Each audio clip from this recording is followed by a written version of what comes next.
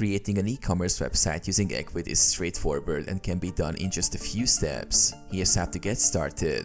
Sign up for Ecwid. Visit Ecwid and click on Get Started. Sign up for a free account by providing your email and creating a password.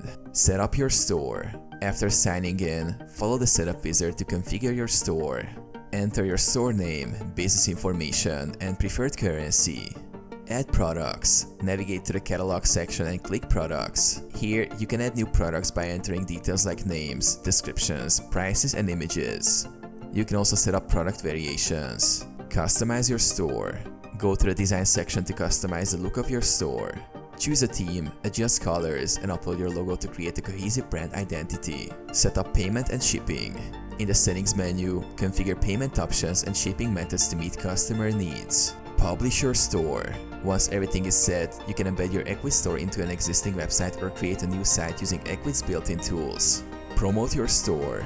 Utilize social media and email marketing to drive traffic to your new e-commerce site.